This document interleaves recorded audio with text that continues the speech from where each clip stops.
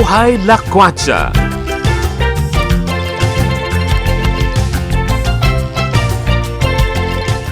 Welcome visitors. Bisita po. So, yeah, di ba yung pong last Saturday, namasyal tayo sa farm, di ba? Nagkaroon tayo ng farm tour. And then, nalaman natin yung mga halamang gamot na meron, may 10 halamang gamot tayo dito sa Pilipinas na dapat ginagamit ng bawat mamamayang Pilipino na pantulong para malunasan ang kani-kanilang karamdaman. Kaya naging nga po dahil sa kawalan ng awareness ng mga tao, hindi nila ito napapakinabangan or nagagamit. So, dito mismo, itutuloy po natin ang pakikipag-usap, ang pakikipagpanayam kay Mr. Patrick Rosel at sa kanyang pamilya ng Binhi Biofarm para mas malaman natin yung mas maraming bagay kung bakit dapat natin ito pagtulong-tulungan na bawat mamamayang Pilipino. So, tara na po at samahan niyo ulit ako sa pagpapatuloy ng aking lakwatsa para alamin ang hinggil sa mga halamang gamot dito po sa ating bansa.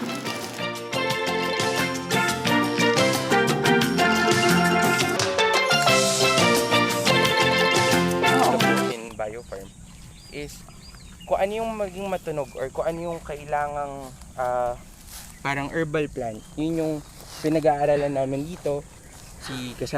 Kasama sila Mang Cesar, sila Tito Cesar. Pinaplant natin yan dito ngayon. So, as a pharmacist, what knowledge do you have? As a pharmacist, as a doctor po. Oo. Yun.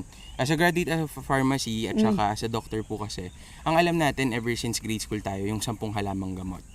Pero, hindi natin alam, updated na yan. Meron tayong tinatawag na Philippine Pharmacopoeia. Diyan sa pharmacopoeia na yan, pwede nilang i-search lahat ng herbal medicine or lahat ng herbal plants dito sa Pilipinas is nandoon.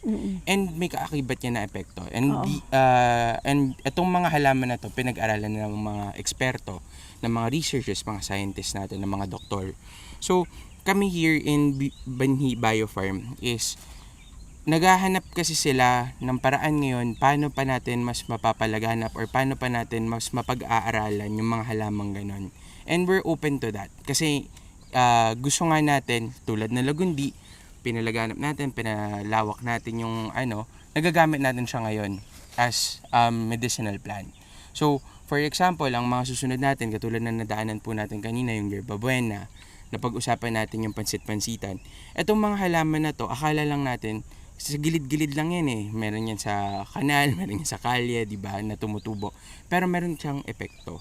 So, ang gusto lang namin sabihin is that dito in Binhi Biofarm, pwede nating pag-aralan yan. Pwede yung ilapit yung mga ganong herbal plants, di ba? And mas mapalawak pa natin na mas makagawa tayo ng mga gamot na ganon. Yeah. Kasi you mentioned kanina, di ba, na parang ang problema ngayon ng mga, parang may mga pag-aaral na makakatulong talaga. Pero ang problema ngayon, the supply? Yes, the supply. Kasi, before sila makagawa ng clinical trial, they need the raw materials. So, and yung mga raw materials na yun yung ginagamit for these researches. Para makita nila if kung effective ba talaga siya for this type of disease, di ba? Or masasabi nila na safe ba talaga tong i-consume ng tao or pwedeng ipahid sa balat. Kasi dumadaan yan sa long process. Sometimes years pa nga yung pinaganon. Kaya maraming nagsasabi or nagtataka sila, ba't ang tagal naman lumabas ng ganitong gamot? Or bakit wala pang naiimbentong gamot na ganyan? Pwedeng meron na, 'di ba? Pero hindi pa nila nilalabas dahil nga intensive po talaga yung pag-aaral. Bago sila makapaglabas ng kapsula or ng mga tableta na iniinom po natin at saka yung mga ointment and creams na pinapahid po natin. Ayun. Kasi talagang yan magkakaroon ng argument, di ba? Yes po. Talagang Just that, yun nga, kulang ang mga supplies. Maraming interested na researchers. Kasama na rin dyan, syempre, part is funding, ganun. Pero again, a lot are interested. Maraming doktor, maraming researchers na gustong makapag-aral. Magkaroon ng breakthrough. Yes, magkaroon ng breakthrough. And yun din naman ang inaantay natin here in the Philippines. Magkaroon tayo ng breakthrough sa herbal medicine, magkaroon tayo ng breakthrough sa health natin, sa healthcare natin. So, yun, again, holistic yan lahat eh. Kasama isang buong goal, kumbaga yung gusto nating puntahan. Ayan po. Not only sa herbal med, again, kasama na rin po yung traditional and western medicine po natin doon. Okay, Ayan thank po. you.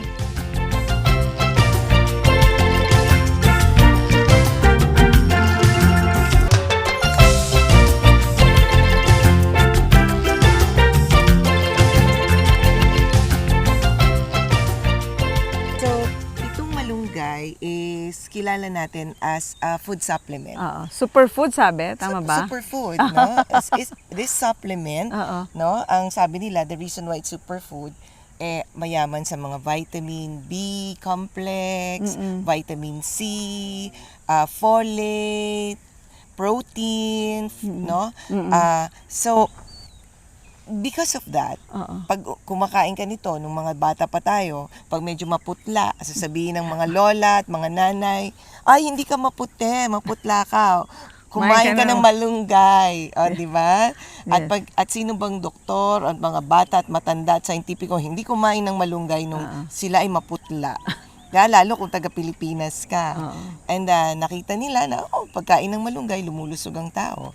Hanggang sa sinabi nila this is one of the best prenatal supplement. Yeah. So bakit? Because yung mga buntis, hindi lang sarili yung inaalagaan, meron pang baby, kaya kailangan ng prenatal food supplement. So kapag nag-supplement ka, lumalakas yung katawan mo.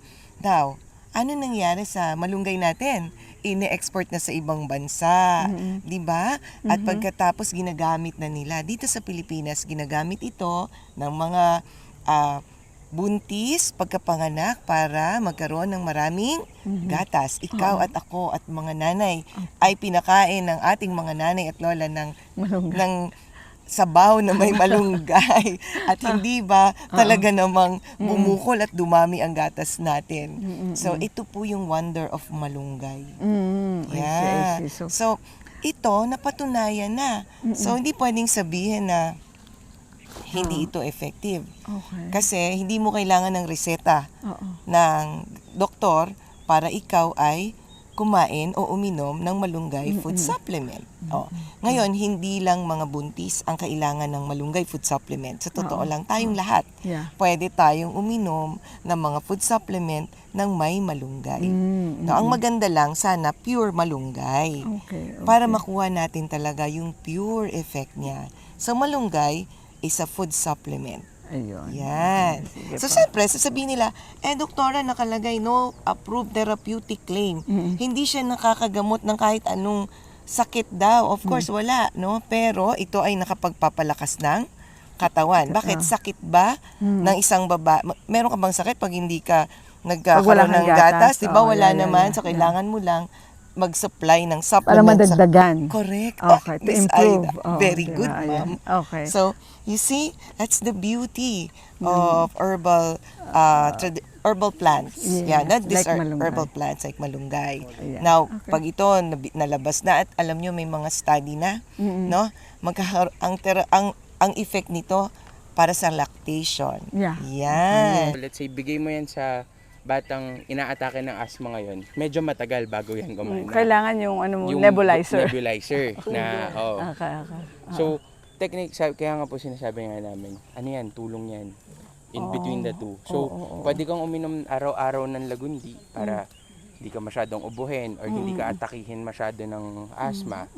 Pero kapag meron ka namang episode na inaatake ka, Nebulizer. gamitin mo yung nebulizer. Nebulizer. Or yung immediate na may action. Yung may fast emergency- relief. Opo. Ang tawag. Emergency med mo. Oo. No? At meron din namang instances na dumadating sa atin yung patient, kahit anong bigay mo ng nebulizer, hindi pa rin naman gumagana. nag-i-improve yung asthma. Oo. So kasi meron pang mas deeper na kailangan mo pang gawin. Okay. No? At of course, alam ng doktor yun. Kumbaga hindi pwede talaga i-generalize yung yung Yun po yung common mistake na nakikita natin kasi sa pag nag-scroll tayo sa Facebook, sa internet. Pag ano kasi yung tinype natin, ayan yung mga isa sa mga tinuturo namin. Kung anong i-type mo kasi dyan, yan ang lalabas doon. Hindi naman yung buong generality or isang buong dissertation yung lalabas eh. Yes. So kung anong gusto mo malaman, yun lang yung makikita natin dyan sa mga sinesearch natin. And yung mga nakikita natin na proven with ganito, ganyan. Pero pag tininan mo walang licensing or walang claim na ito talaga yung epekto niya, din tayo nagkakaroon ng mga problem. Not unless malakas loob natin, tatry muna natin, and then gumana sa atin, then well good. 'Di ba? Gumana yung gamot na yon or yung supplement na yon. Pero again, may drawbacks yan. Yeah. Pag parang nagsisiso ka dyan kung hindi mo alam kung mahulog ka ba, aangat ka ba, parang ganun po yun. So, in both cases naman, whether you use your Western medicine and traditional herbal medicine doctors, nakakakita kami ng nagre-respond agad, okay yun. At meron din kami talagang nakikita na hindi agad nagre-respond, kaya kailangan mo pang ibigay yung iba pang mga intervention. So, objective ng endeavors natin dito sa Natatas, no, having this farm ng mga halamang gamot, is to invite everyone, no, na magkaroon sila ng knowledge, ng understanding kung paano gagamitin yung mga farm material, yung mga herbal plants na yan. No? That's why, para magkaroon ng sustainability tsaka yung ownability ng isang ginagawa natin is to make a brand, to make a product, continuously utilize whatever farm material, di ba? Nang sa ganun, tuloy-tuloy yung economy doon sa lugar na yun o yung pagkita ng mga taong gumagawa dito. Kaya nga, importante sa amin ng farm tour kung saan tinuturo namin yung kahalagahan ng halamang gamot, paano namin ito proseso, no, after na magkaroon kami ng harvest, and then what's important is have the brand. Kasi yung sa brand na yan, di ba, pag nagbibenta ka sa isang nag-share ka, nagre-refer ka, nagbibenta ka ng mga brand na ikaw ang gumawa, o di income sa iyo eventually. Diba? So, hanap buhay ang ibig sabihin mo. No? What if yung brand na yan, ikaw ang, kumbaga, meron yung mga intellectual property, meron yung permission sa Food and Drug Administration. So, ibig sabihin, sa makakarating yan, pwede sa lahat ng butika, sa lahat ng trade store, even supermarket, pwedeng abroad.